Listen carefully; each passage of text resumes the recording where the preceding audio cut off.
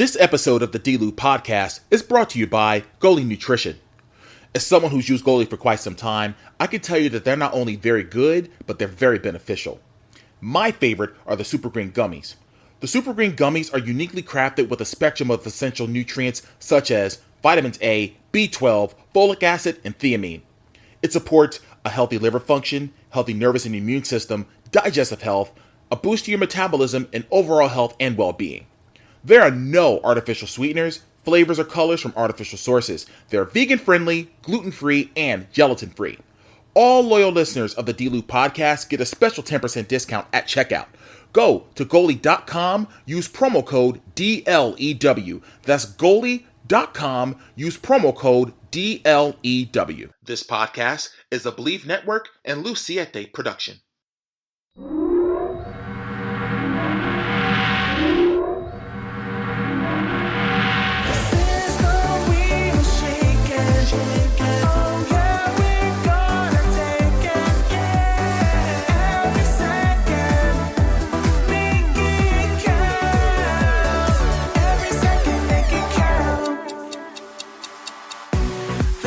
Welcome to another edition of the D-Lou podcast, brought to you by Believe Network. I'm your host, Derrick T. Lewis, and I hope everyone's week is going well.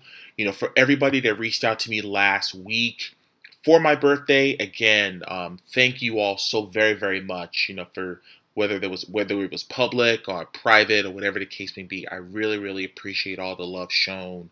You know, for my 45th trip around the sun, you know, I'm super grateful, you know, for that, to see it. And looking forward to some even bigger things, you know, to come in the coming year. Well, like I said, this week's episode is going to be focused strictly on this weekend's AEW Full Gear pay-per-view that's going to be taking place at the Kia Forum in Inglewood, California. I was just in Inglewood earlier this year, obviously covering WrestleMania when I was out there for WrestleMania week. That was just an incredible experience. And for all of my fellow wrestling, you know, content creators that are going out there, you know, for, you know, press junkets and all the media scrums and everything, I wish you all the best of luck out there. Have fun and do what you do best. But I'm going to break down the entire card, you know, match by match. I think it's 9 matches, including the dark match. And it's going to start off with MJF. And I don't know if he's going to be defending the titles, you know, by himself, but it says, who knows who his partner is going to be if he ends up defending the ROH World Tag Team titles against the Guns, Austin Gunn and Colton Gunn. I'm of the mindset that I think the Guns should walk out with the ROH Tag titles. I hear on Busted Open Radio, shout out to all the guys and girls that are hosting that show every single weekday, and on Saturdays at 9 a.m. to noon on SiriusXM Fight Nation Channel 156. I think it was Bully Ray that said how the Guns could benefit, you know, if AEW had a touring schedule, because those guys are so good. And I was even thinking the same thing. Like, just imagine if they're, you know, out there, you know, several times a week, you know, getting reps and more reps. The unlimited, untapped potential that they have. I like them. I really would like the package that, you know, that they present every single week. I think this would be the time to put the ROH World Tag Team titles on the Guns. I think they naturally get heat, you know, from the crowd, and I think that, you know, a good World Tag Team title run, I think, could benefit them for sure. I don't think it'll hurt MJF one bit because, you know, obviously he'll be main eventing this pay-per-view, and we'll obviously get to that match when, you know, in its once we get to it. But the show is going to open. I mean, this match order could, you know, it could change. Again, I'm just going in the order that I'm looking at it right now.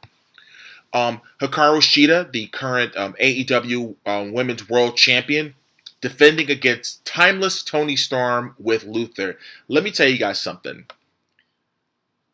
Toni Storm's metamorphosis into this old Hollywood character is so intriguing. I really like it because they're really going all in with this. the black and white, and her throwing tantrums, and all these things, and it's just like it's natural. I don't think she, like, it's one of those things where it's like they're not force feeding this gimmick onto the fans. It's a natural gimmick. I like it a lot. Having Luther there, I think it's good because it adds more to the package. He's basically her assistant, does everything that she tells him to do. And of course, I'm sure when Tom calls for it, he'll cause some distraction, or whatever the case may be. Because, hey, they're heels, right?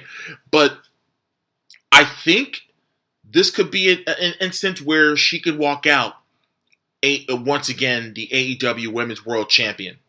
And that's just my pick. If I'm a betting man, and I don't bet on wrestling. I just love wrestling.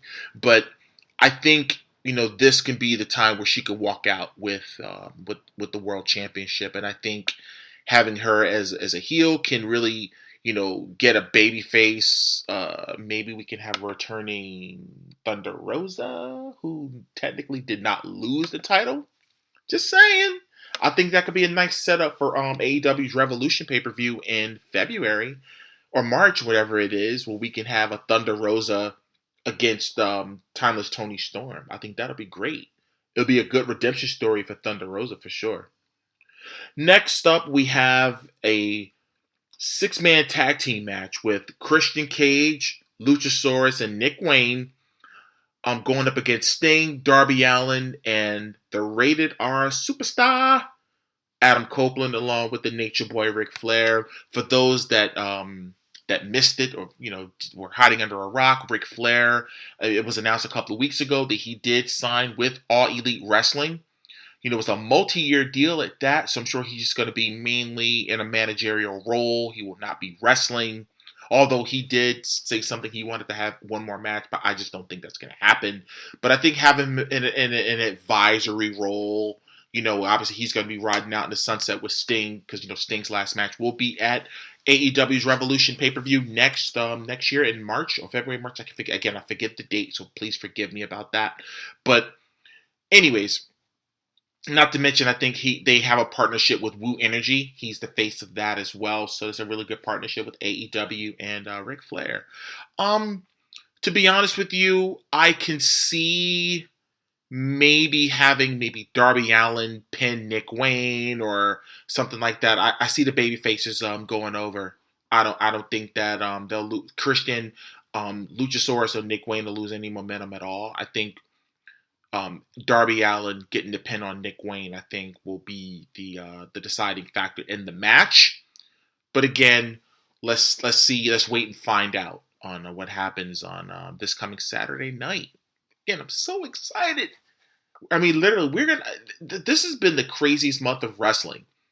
Like at the beginning of November, there was the WWE with Crown Jewel, and now this Saturday we have, again, Full Gear, and then next Saturday we have WWE Survivor Series. So November is just been a crazy month with wrestling, and the more wrestling, the better.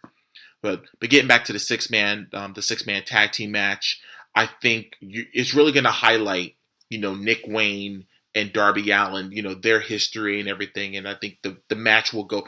When you have veterans like Edge, I'm still going to call him Edge, I don't care what anyone says, Edge and Christian, and from what I've heard, the stories that from wrestlers that have said that just their full psychology on how they put matches together, I think this match can really, it's going to surprise a lot of people, I think, because I think they're going to want to highlight the young guys, Darby Allin and Nick Wayne, you know what I mean?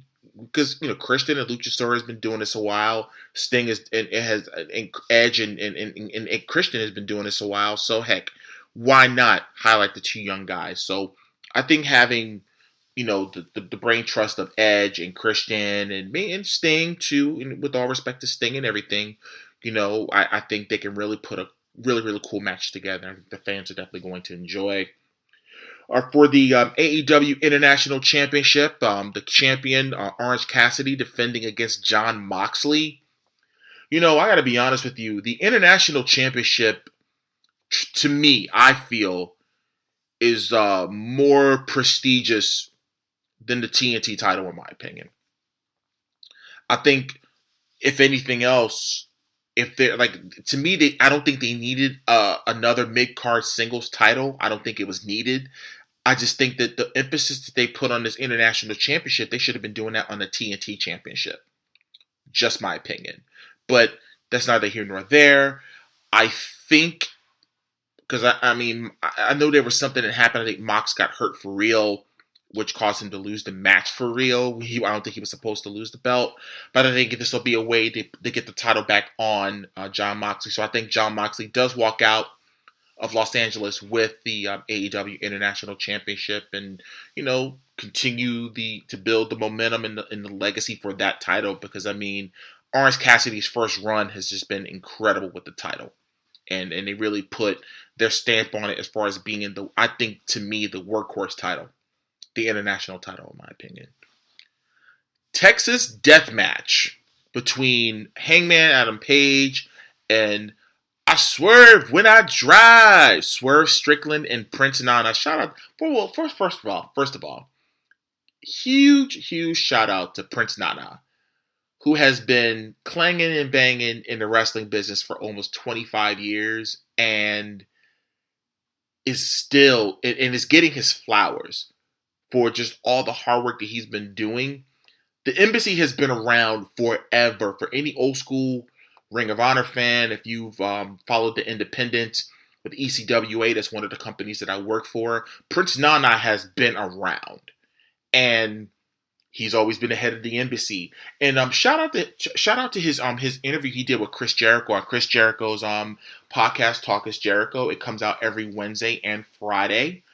So check his out. Listen, I'm not ashamed to plug anybody else's podcast, because that's how I learned to be, a good host, a better podcaster in general. It's just by listening to other shows. So huge shout out to Chris, because Chris, has been doing his podcasting over 10 years. I can't believe it's been 10 years since when he launched his show.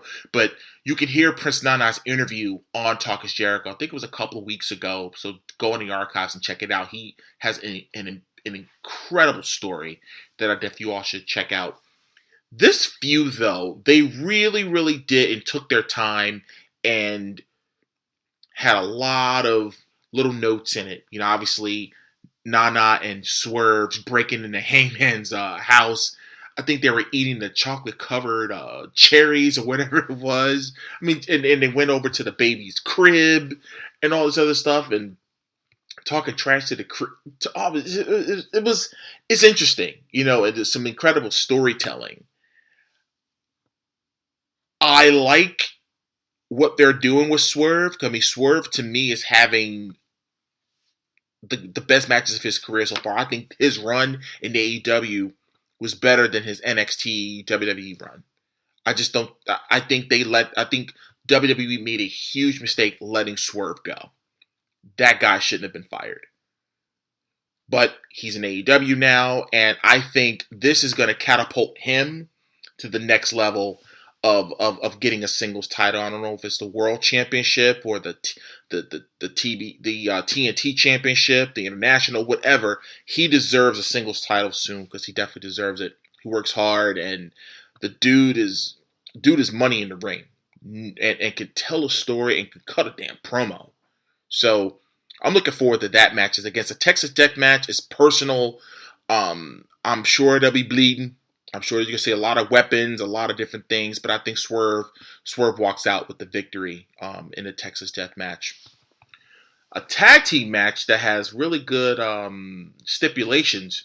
The Golden Jets, which is Chris Jericho and Kenny Omega, and that's homage to their hometown of Winnipeg. And who was the hockey team? The Winnipeg Jets.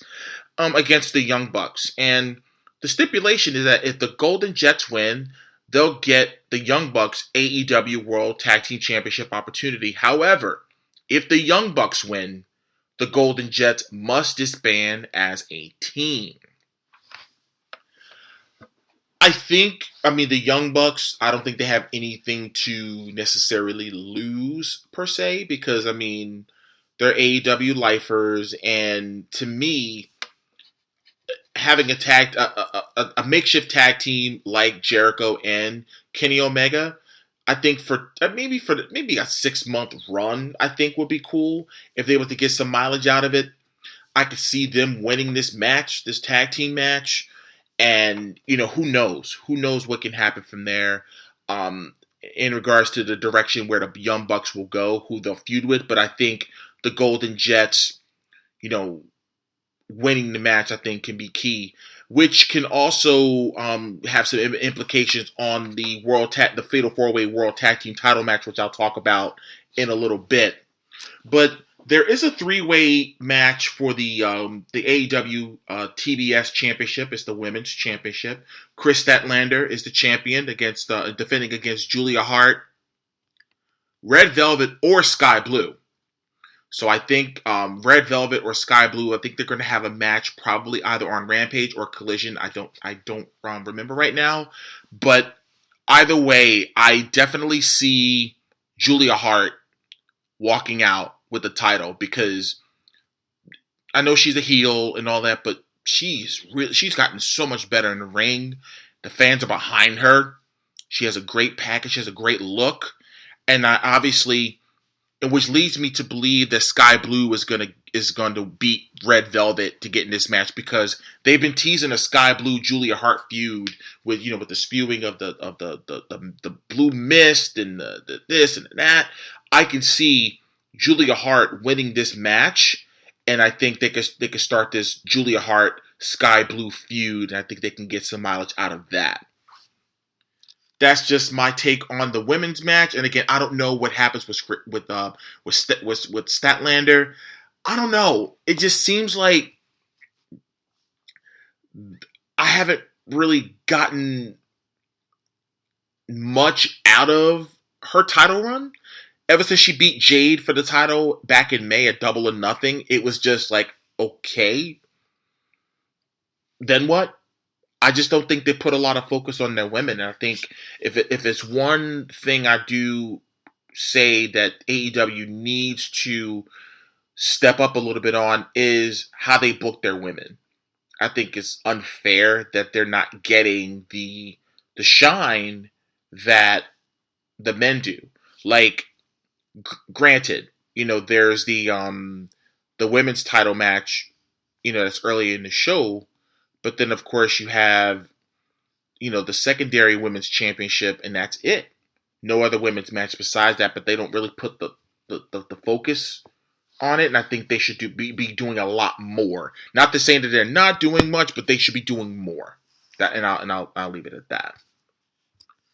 But there is a fatal 4-way tag team match for the AEW World Tag Team Championship. There's the champions, Ricky Starks and Big Bill, defending against La Facción Ingobernable, that's Rush and Dralistico, versus FTR, versus Kings of the Black Throne, Malachi Black, and Brody King. Now, here's where it gets interesting. And this is where I put my Booker hat on.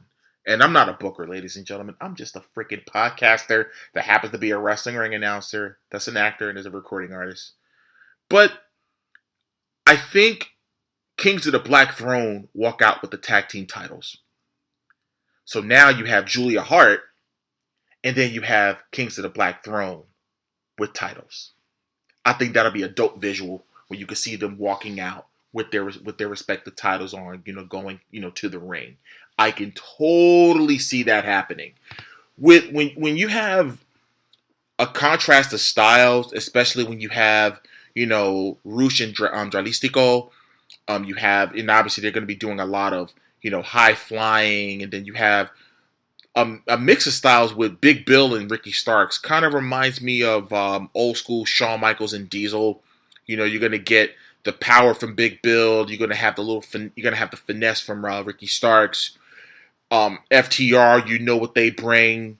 No flips, just fists, and Kings of the Black Throne. Obviously, Brody King is a freaking brick house of a human being, and then you have Malachi Black, who one of his feet went to Harvard and the other one went to Yale. Like, the dude is just phenomenal in the ring.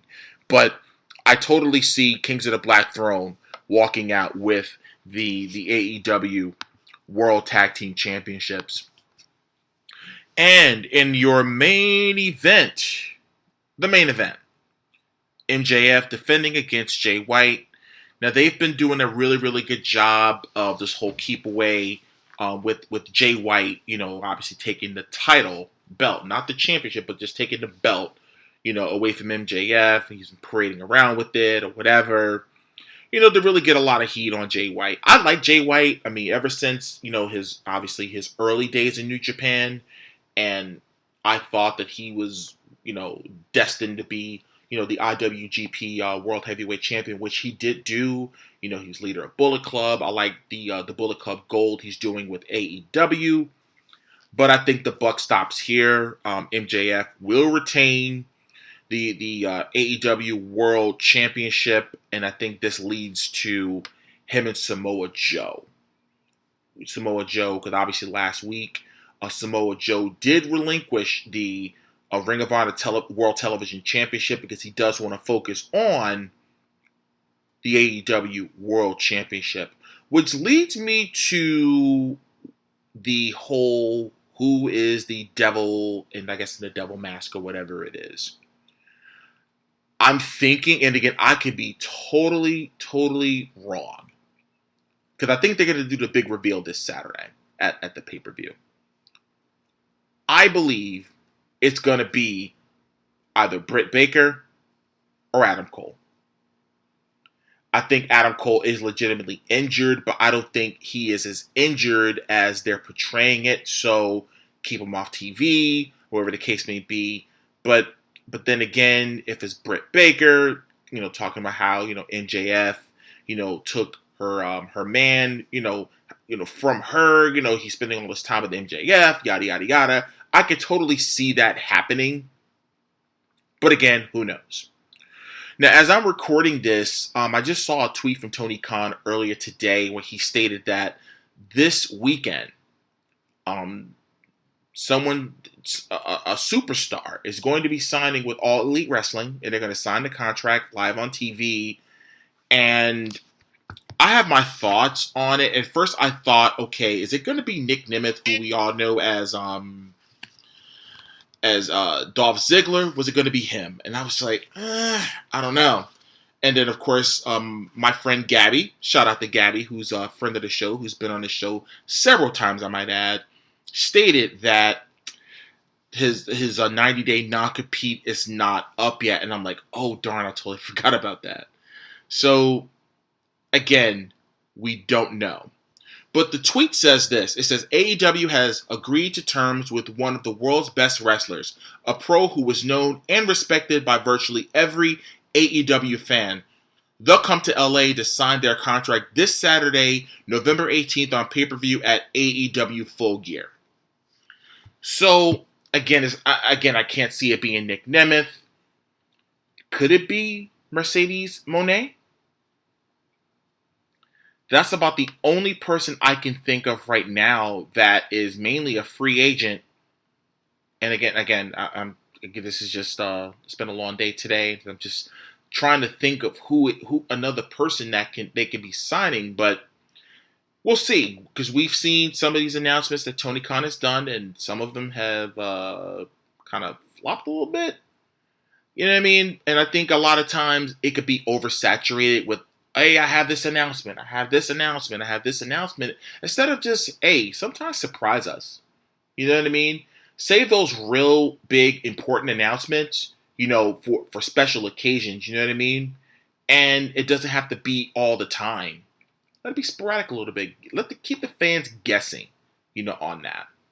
But like I said, I think it could be Mercedes Moné. That's just my opinion, and that's my story, and I'm sticking to it. Well, that is the whole entire card for this weekend in AEW Full Gear.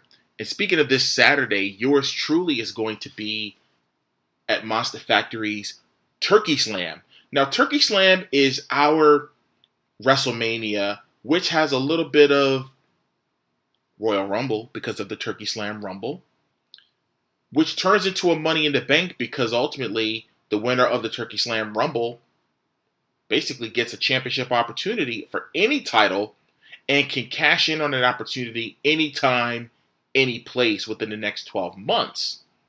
And it has a little bit of the Survivor Series aspect because we do have the 5-on-5 elimination tag team match where teams of 5 strive to survive. So, it's our big event of the year. I would definitely recommend, if you were planning on going to Turkey Slam, I would advise you going to monsterfactory.org and securing your tickets now if they're still available, because from what I understand, those tickets they're close to being sold out and we're going to be at capacity. So make sure that you go to monsterfactory.org and place your tickets, your ticket orders, and don't get left out at the 11th hour. But if you can't make it, you can always subscribe to our to the YouTube channel. Just put Monster Factory TV or put the world famous Monster Factory. Subscribe, and you'll be able to watch the entire event in the comfort of wherever you are, home, your car, at work, wherever. You could, on any device, of your choosing. Make sure you do that. My social media, again, all of them it's the real DT Lou, with the exception of Facebook, which is Derrick T. Lewis official page. Okay, make sure you hit up my record, Espacion with Angie Stars. Again, it's on all platforms. In addition to the music video, is on YouTube/Vivo, Tidal, and Apple Music.